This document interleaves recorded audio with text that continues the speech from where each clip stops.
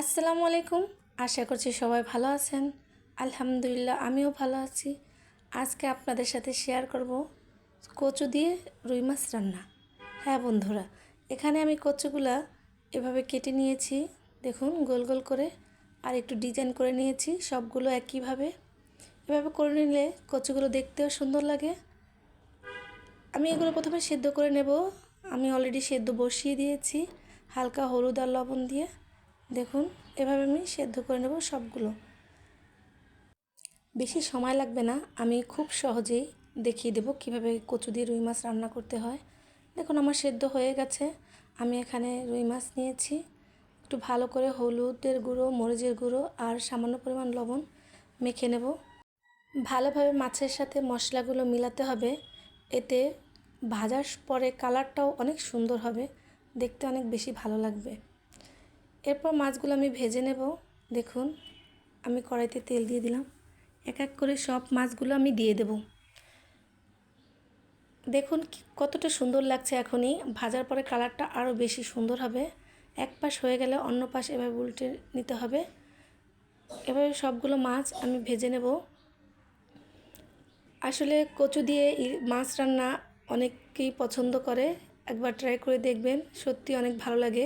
মাছের চেয়ে কচু তরকারিটাই বেশি ভালো লাগবে ইনশাল্লাহ।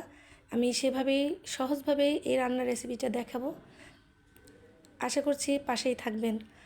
এই রান্নাটা যদি একটু আপনাদের ভালো লেগে থাকে অবশ্যই আমার চ্যানেলটিকে সাবস্ক্রাইব করে দেবেন, আমার পাশেই থাকবেন। তো এখন আমি একই কড়াইতে কচুগুলো ভেজে নেব। দেখুন একটু ভালোভাবে ভাজতে হবে, এপাশ ওপাশ মাছের মতো কালার করে। দেখুন এ পর্যায়ে আমার কচুগুলো ভাজা হয়ে আসছে, আমি এটা নামিয়ে নেব। এভাবে একটু লাল লাল করে ভাজতে হবে, দেখতেও সুন্দর লাগবে, মাছের সাথে মানানসই। তো আমি দুইটা মাঝারি ধরনের পেঁয়াজ কুচি দিয়ে দিলাম। একই কড়াইতে আমি রান্না করব, কড়াই বারবার চেঞ্জ করব না। এটা একটু নেড়ে চেড়ে ভেজে নেব। এখানে আমি 1 টেবিল চামচ রসুন বাটা দিয়ে দিলাম, একটু নেড়ে চেড়ে নেব। এর সাথে আমি দেব 2 টেবিল চামচ পরিমাণ পেঁয়াজ বাটা। আমি ঘরোয়া পদ্ধতিতে সহজভাবে রান্নাটা করব, একবার ট্রাই করে দেখবেন, সত্যি অনেক ভালো লাগবে। তো এভাবে আমি একটু নেড়ে চেড়ে নেব। সাথে দিলাম হলুদের গুঁড়ো, মরিচের গুঁড়ো, ধনিয়ার গুঁড়ো। মশলাটা কষানোর জন্য একটু পানি দিয়ে দেব।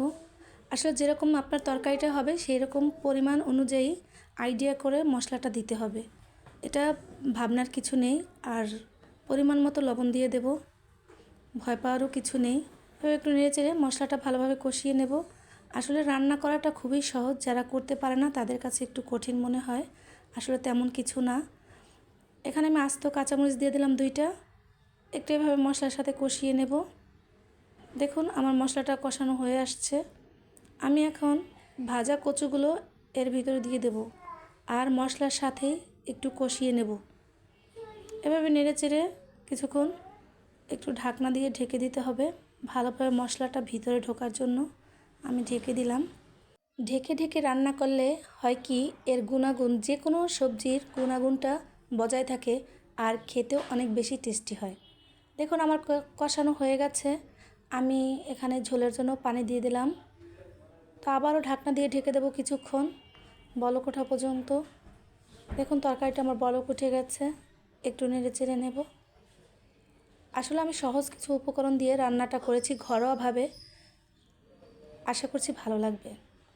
এ পর্যায়ে আমি ভাজা মাছগুলো দিয়ে দেব কচুর ভিতরে, আবারও ঢাকনা দিয়ে দেব। আমি বেশিরভাগই রান্নাটা ঢেকে ঢেকে করেছি, অবশ্যই বুঝতে পারছেন যে এর সাথে ঢাকনা দিয়ে ঢেকে রান্না করলে কতটা তরকারির পারফেক্ট হয়। তো দেখুন আমি নামানোর আগে ভাজা জিরের গুঁড়ো একটু দিয়ে দেব, আর এভাবে একটু নেড়েচেড়ে মিলিয়ে নেব হালকাভাবে।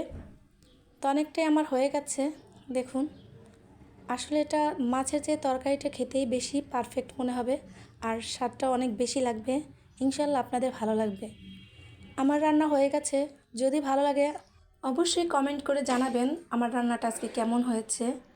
আর আপনাদের ভালো মন্দ পরামর্শই আমাকে অনেক দূর এগিয়ে নিয়ে যাবে ইনশাল্লাহ। আমি আবারও একটু ভাজা জিরের গুঁড়ো উপরে দিয়ে দিলাম।